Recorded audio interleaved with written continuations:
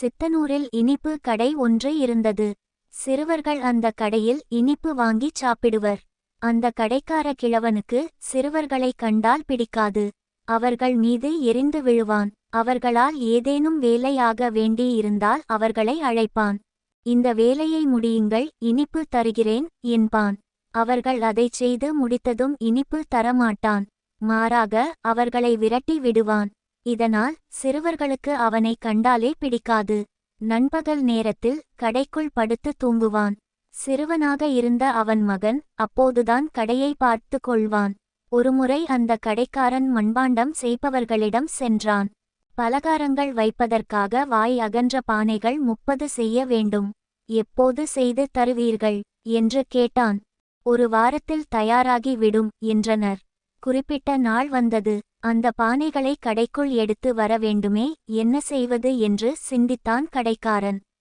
வழக்கம் போல சிறுவர்களை ஏமாற்றுவோம் என்று நினைத்தான். சிறுவர்களை அழைத்த அவன், மண்பாண்டம் செய்பவர்களிடம் 30 பானைகள் உள்ளன. அவற்றை கவனமாக எடுத்து வர வேண்டும். எடுத்து வருகிறீர்களா என்று கேட்டான். அப்படி நாங்கள் எடுத்து வந்தால் எல்லாருக்கும் நிறைய இனிப்பு தருவீர்களா என்று கேட்டான் அவர்களில் ஒருவன். கொண்டு வாருங்கள், பிறகு பார்க்கலாம் என்றான் கடைக்காரன். நிறைய இனிப்பு கிடைக்கப் போகிறது என்று மகிழ்ச்சி ஆரவாரம் செய்தனர் சிறுவர்கள். ஒவ்வொரு பானையாக அவர்கள் கடைக்கு கொண்டு வந்தனர். எல்லா பானைகளும் வந்து சேர்ந்தன. எங்களுக்கு தருவதாகச் சொன்ன இனிப்பை தாருங்கள், நாங்கள் சாப்பிட்டு கொண்டே செல்கிறோம் என்றனர் சிறுவர்கள். நான் எப்போது உங்களுக்கு இனிப்பு தருவதாகச் சொன்னேன்?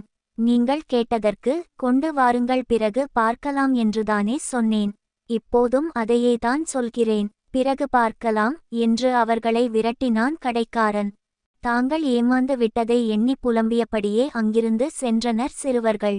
அந்த வழியாக வந்த கோபால், ஏன் அழுது கொண்டே செல்கிறீர்கள் என்று கேட்டார். கோபால் மாமா, அந்த இனிப்பு கடைக்காரர் எங்களை ஏமாற்றிவிட்டார் என்று நடந்ததை எல்லாம் சிறுவர்கள் கூறினர். கவலை வேண்டாம், உங்களுக்கு கிடைக்க வேண்டிய இனிப்பிற்கு அதிகமாகவே கொண்டு வருகிறேன். நீங்கள் யாரும் அந்த கடைக்குள் வரக்கூடாது, வெளியே நில்லுங்கள் என்ற கோபால் கடைக்குள் நுழைந்தார். அப்போது கடைக்காரனின் மகன்தான் கடையை கவனித்துக் கொண்டிருந்தான். உள்ளே இருந்த அறைக்குள் கடைக்காரன் தூங்கிக் கொண்டிருந்தான். இவனை எளிதாக ஏமாற்றலாம் என்று நினைத்த கோபால் இனிப்பு பாத்திரத்திற்குள் கையை விட்டான். இனிப்புகளை எடுத்துச் சாப்பிட்டான். இதை பார்த்த சிறுவன், என்னை இனிப்பை எடுத்து சாப்பிடுகிறாய், பணம் தராமல் எதையும் தொடக்கூடாது என்று கத்தினான். தம்பி, உன் தந்தைக்கு என்னை நன்றாக தெரியும். நான் இப்படி இனிப்பை சாப்பிடுவதை அவர் பொருட்படுத்த மாட்டார். என் பெயர் எறும்பு. நீ வேண்டுமானால் அவரிடம் இனிப்பை நான் சாப்பிடுவதாகச் சொல், அவர் ஒன்றும் சொல்ல மாட்டார் என்றான் கோபால். அப்பா, கடைக்குள் எறும்பு வந்துள்ளது, நான் சொல்லியும் கேளாமல் இனிப்பை எடுத்துச் சாப்பிடுகிறது என்று கத்தினான் சிறுவன். தூக்கம் கலைந்ததால் எரிச்சல் அடைந்த கடைக்காரன், மகனே, எறும்பு வந்தால் விரட்டு, இல்லையேல் அதை அப்படியே விட்டுவிடு. எறும்பைச் சமாளிக்க உன்னால் முடியாதா என்று கத்தினான். இதை கேட்ட கோபால் உள்ளுக்குள் சிரித்து கொண்டான். இனிப்பு நிறைந்திருந்த ஒரு பாத்திரத்தை தூக்கினான்.